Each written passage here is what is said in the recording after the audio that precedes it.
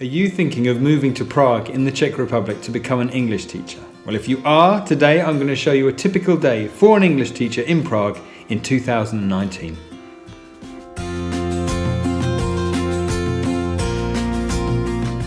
It's Monday morning, it's 7:26 a.m. and I've got quite a full schedule today of not only teaching lessons but also some other extracurricular activities. So I'm going to take you around Prague, show you the public transport, show you the different areas of Prague and what it's like to be a teacher in Prague in 2019.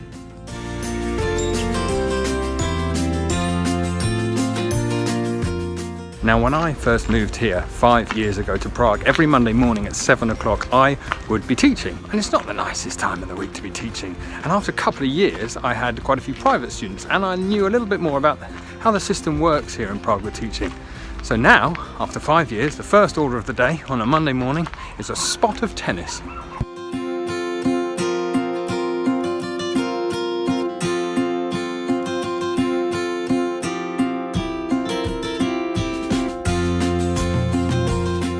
So inside this big bubble is Tenisové Centrum Olšanka. It costs 15 euros to rent a court for 1 hour. So between you and your partner, that's 7.5 euros each.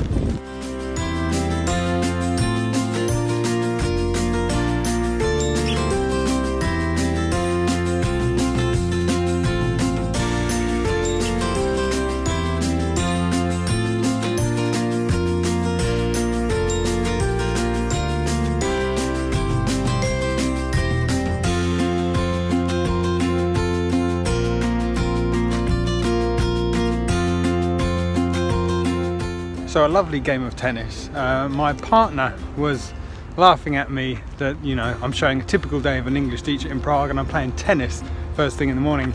And I said, yes, I know it seems unconventional, but I want to illustrate the point that if you stay for 1 or 2 years, then you are mainly going to teach classes early in the morning. But if you stay a bit longer, you'll be able to have a slightly later start and be able to do things like this. Now, my first lesson doesn't start till 10:30. It's now 9 o'clock, so I've still got another hour to kill. So now I'm going to go for a swim. I'm swimming here in Hotel Olšanka, where it costs 75 crowns, which is 3 euros for a 1 hour swim. And at 9 o'clock in the morning, it's absolutely lovely because everyone's just arriving at the office and the pool is absolutely free.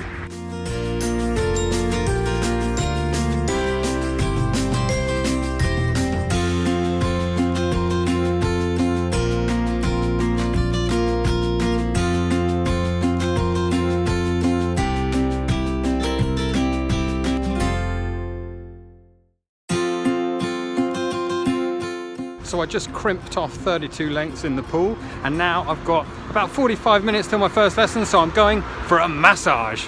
That's a joke, I'm not really going for a massage, it's time to do some work. So I'm going for my first lesson of the day in Florence, not the historic Italian city, but the public transportation hub right in the center of the city, Florence.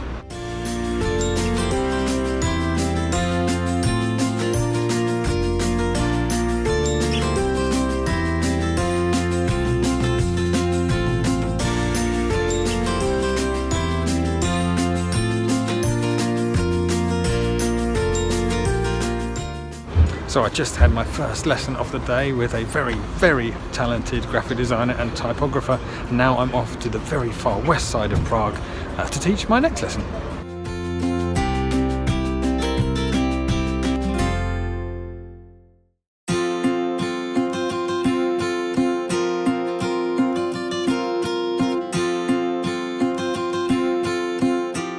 So I'm now at the head office of a very well-known telecommunications company here in the Czech Republic, and I'm going to teach two very, very nice ladies for the next 60 minutes.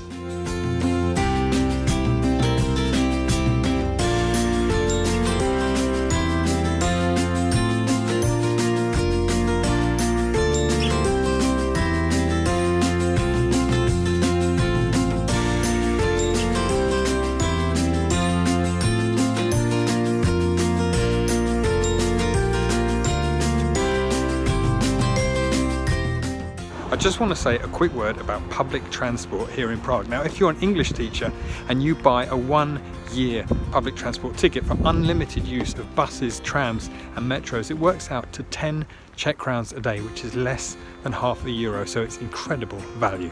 you need to get the Litachka public transport card, and you can top it up online and at the box office at certain stations. Now it's 1:30, so it's lunchtime. I'm a little bit peckish.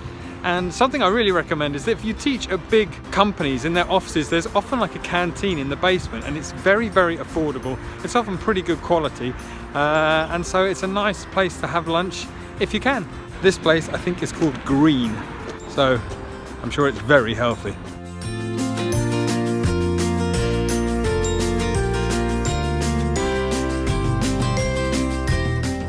So that lunch was really good. I mean, 105 crowns.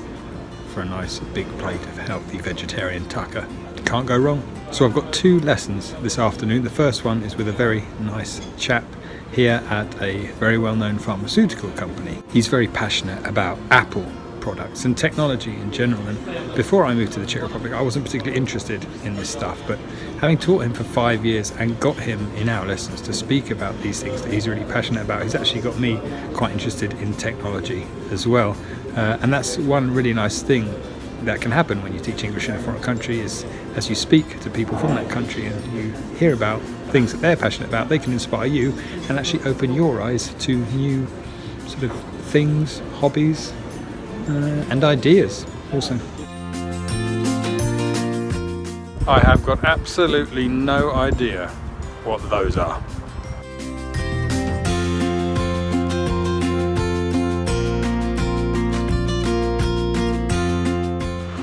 Now I've got about 1 hour to get to the south of Prague for my final lesson of the day.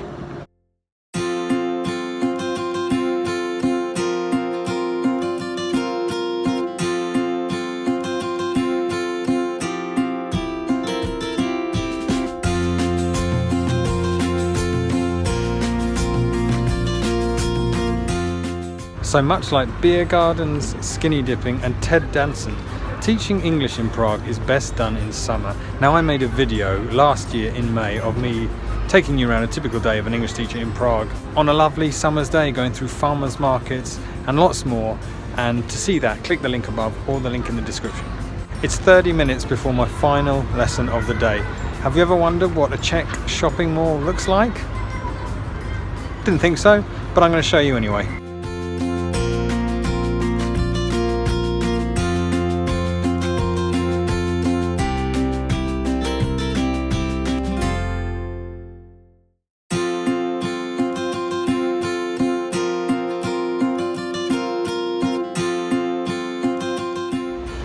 So I just finished my final lesson of the day. It was actually with the guy who I played tennis with this morning.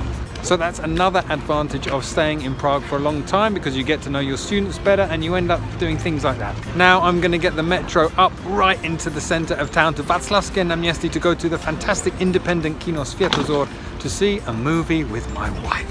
The film is called The Favourite, in Czech Favoritka, and I think it stars Rachel Weisz, Emma Stone and Olivia Colman. So that's 2 British actresses and 1 American actress. So we won that one, America.